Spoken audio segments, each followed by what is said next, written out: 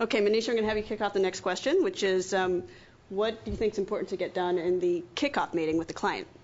Right, so it's actually somewhat related to what we talked about in terms of the first meeting kickoff. But a few things. First of all, it's nice if you can get the entire team to come. It can be challenging sometimes to find days, but it's really good because you really want everyone on your team to sort of feel engaged with the client. And it's much easier if you're all there and you've met face to face. Not always possible, but good to try for. And I would say the same thing on the client side, because you will have one or two primary people of contact, but often there are more stakeholders involved. The board may be, for example, just the example that April was giving, there might be one executive director you're dealing with, but it's really the board who thought they wanted to hire you, and it's good to have them there.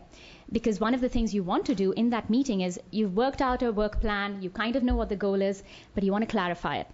And sometimes things change between the time that you set up your work plan and you met with them and when you actually have your team kickoff meeting. And it's always good to have all the possible stakeholders you can have there so that we can all get to know each other and kind of make sure that we have mutual clarification on the goal.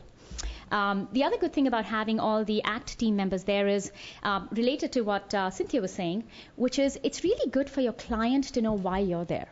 Because from their perspective, you're doing this free work. Are you really going to be interested? Are you going to be engaged with them? And it's good for them to know why you're there. For example, with my client that we're working with, I'm really interested in education. And to let them know I've done a couple of projects in education, so I'm going to be pretty engaged at that level. For someone else to say, that this is a new area for me and I want to learn about it, or whatever it might be. It's just good for them to learn your perspective as well.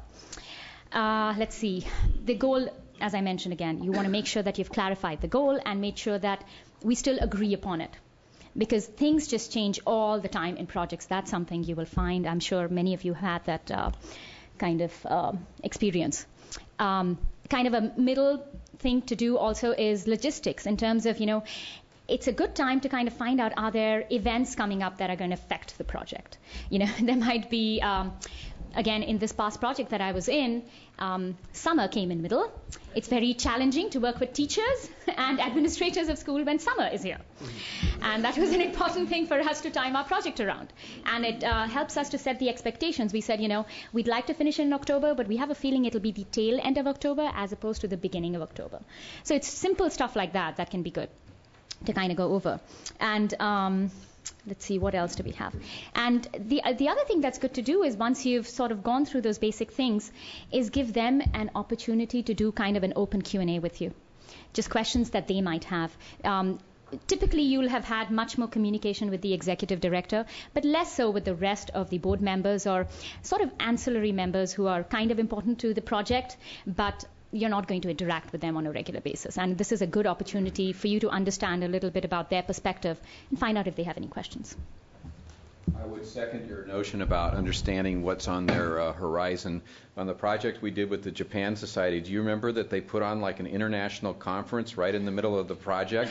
And the executive director disappeared for 3 months, and we did not know that when we started the project.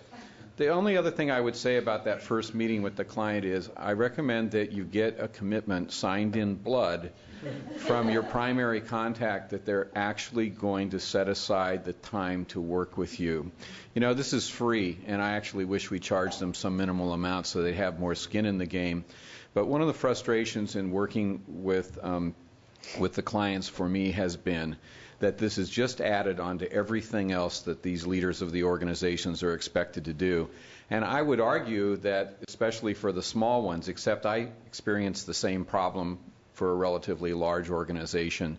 So a clear understanding from the get-go that this is going to take a lot of your time, and tell them with as much specificity as you can what that commitment is going to be.